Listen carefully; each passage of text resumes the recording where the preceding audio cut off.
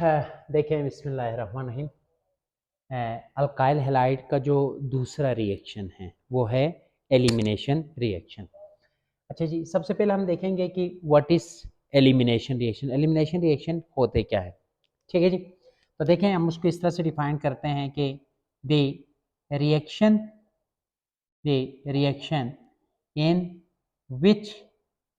In which two group लेकिन alkyl halide की बात करते हैं तो हम यहाँ पे लिख सकते हैं कि जी beta hydrogen and alkyl halide, beta hydrogen and halogen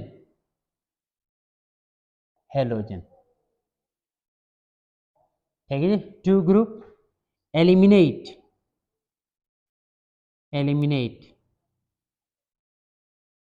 from two adjacent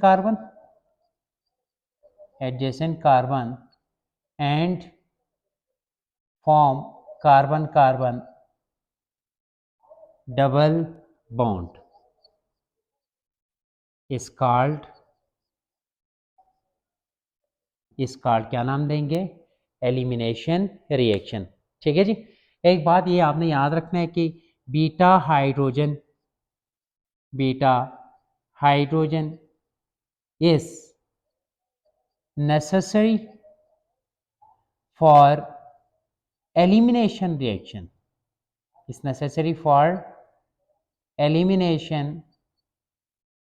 reaction, therefore ठीक है जी, it is also called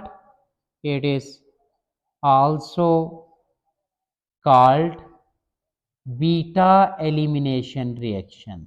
इस वजह से इसको दूसरा नाम क्या नाम दे सकते हैं आप? बीटा एलिमिनेशन रिएक्शन का नाम दे सकते हैं, ठीक है जी। और ये याद रखें कि ये जो बीटा हाइड्रोजन है आपके पास ना, beta hydrogen is acidic in nature, ये एसिडिक नेचर रखता है, ठीक है जी। This is due to hyperconjugation of carbocation as well as inductive effect। अभी आ जाते हैं इसके अंदर। तो ऐसे रिएक्शन को हम क्या नाम देंगे? एलिमिनेशन रिएक्शन देंगे। अगर हम एक जर्नल सा रिएक्शन देखें तो आप यहाँ पर देख सकते हैं कि यहाँ पर आपके पास कार्बन ये अल्काइल हैलाइड है आपके पास, ठीक है जी। और यहाँ पर हाइड्रोजन मौजूद है, यहाँ पर हाइड्रोजन है, ठीक है। तो आपके पास इधर आप क्योंकि R1 है, R1 R2 और देखें यहाँ पर हाइड्रोजन एंड हाइड्रोजन। लो जी, ये जो बेस है आपके पास ये क्या करेगा? बीटा हाइड्रोजन को एलिमिनेट करेगा और ये हाइड्रोजन छोड़ के जाएंगे तो ये इसके दरमियान में आएगा, कार्बन कार्बन डबल बॉन्ड बनेगा और ये लिविंग ग्रुप यहाँ से निकल जाएंगे। उस सूरत में आपके पास क्या बनेगा? देखिए जी, कार्बन के दरमियान डबल बॉन्ड बनाया प्लस आपके पास बेस के साथ हाइड्रोजन प्लस लिविंग ग्रुप। देखिए जी, कार्बन कार्बन डबल बॉन्ड बन रहे हैं। तो दो एडजेसेंट कार्बन से एक ही वक्त में जब दो ग्रुप लीव करता है तो उस सूरत में हमेशा क्या बनते हैं? कार्बन कार्बन के दरमियान डबल बॉन्ड बनते हैं। ऐसे रिएक्शन को हम क्या नाम देंगे? एलिमिनेशन रिएक्शन का नाम देते हैं। तो आप जानते हैं कि एलिमिनेशन रिएक्शन भी हमारे पास दो तरह के होते हैं। नंबर 1 आपके पास क्या है जी? E1 reaction.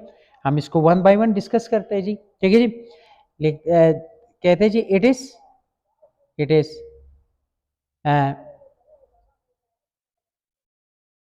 एलिमिनेशन, यूं लिखें इसको, it is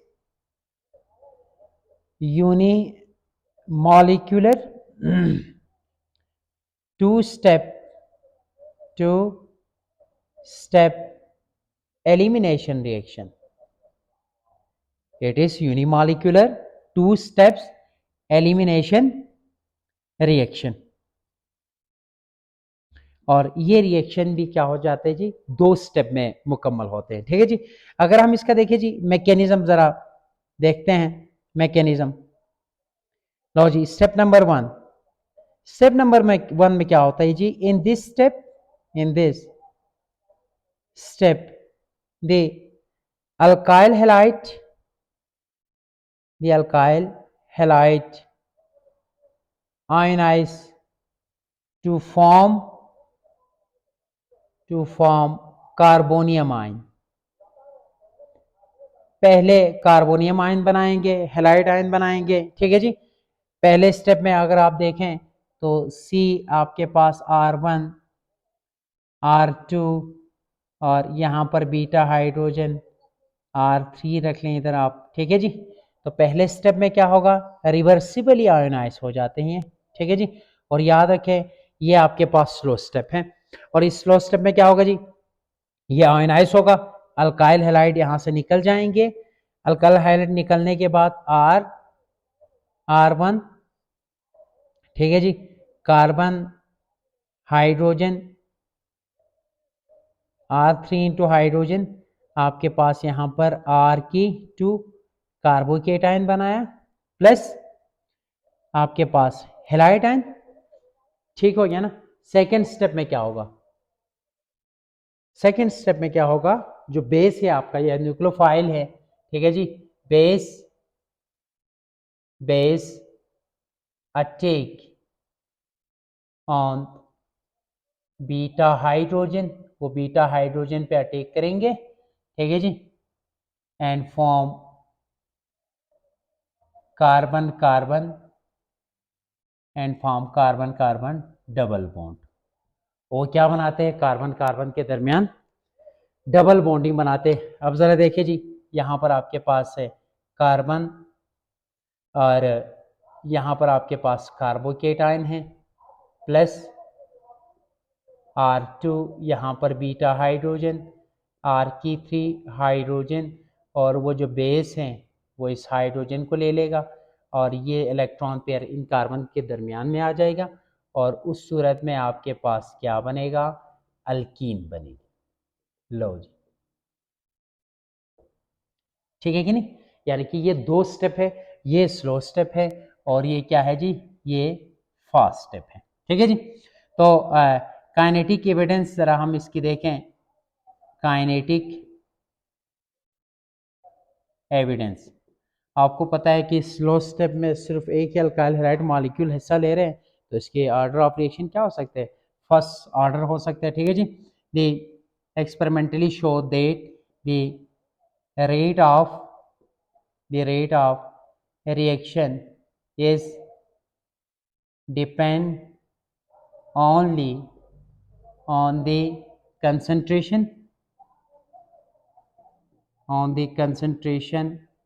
of alkyl halide,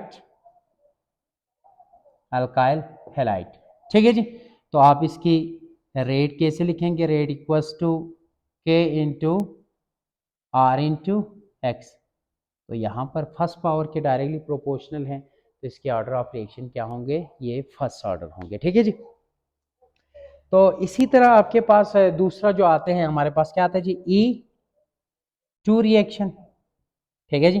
E2 reaction क्या होता है, इट इज बाईमॉलिक्यूलर, ठीक है जी, वन स्टेप,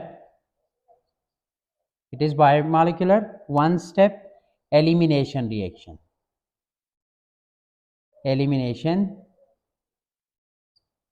रिएक्शन, अगर मैं इसकी मैकेनिज्म को डिस्कस करूं, मैकेनिज्म में क्या होता है, इसमें यूं होता है कि दे दे attacking of base on beta hydrogen and breaking of bond between alkyl halide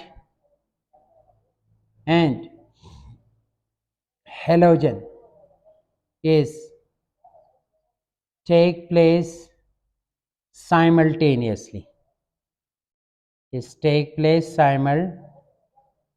टेनियसली, यानी कि दोनों एक ही वक्त में होता है। इसका मतलब ये हुआ जिस वक्त बॉन्ड बन रहे उसी वक्त बॉन्ड टूट रहे भी होते हैं।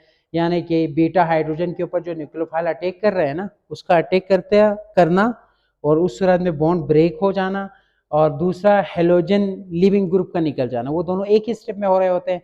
तो यही इसकी रेट डिटर्मिनिंग स्टेप होगी। ठीक है जी।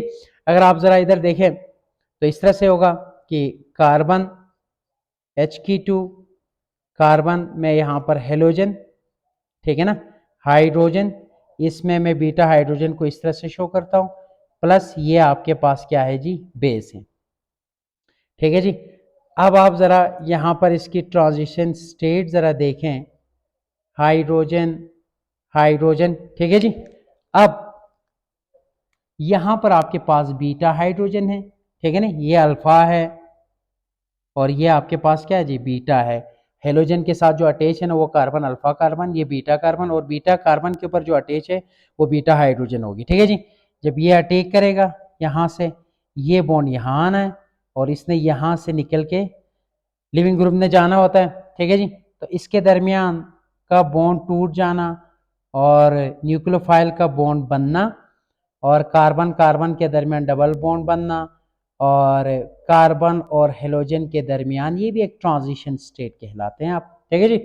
ये सारा एक ही वक्त में हो रहे होते हैं। ठीक है जी। फिर उसके बाद क्या होगा, उसके बाद ये होगा कि CH2 carbon carbon double bond plus nucleophile के साथ हाइड्रोजन जाएगी एंड हेलाइड आयन बनेगी। ठीक है जी। तो इस वजह से ये एक ही स्टेप में, ये सारा स्टेप एक ही में, एक ही स्टेप में हो रहे होते हैं। ठीक है ना। न्यूक्लियोफाइल का बीटा हाइड्रोजन के दरमियान बॉन्ड फॉर्मेशन, बीटा हाइड्रोजन और कार्बन के दरमियान बॉन्ड ब्रेकिंग, और कार्बन कार्बन के दरमियान डबल बॉन्ड की फॉर्मेशन, और हेलोजन और कार्बन के दरमियान बॉन्ड जो ब्रेक हो रहे हैं, ये सारा एक ही वक्त में हो रहे होते हैं। ठीक है जी। तो इसलिए यही इसकी डिटरमिनिंग स्टेप है। अगर हम इसकी काइनेटिक एविडेंस देखें, हम यूं कहेंगे कि रेट ऑफ रिएक्शन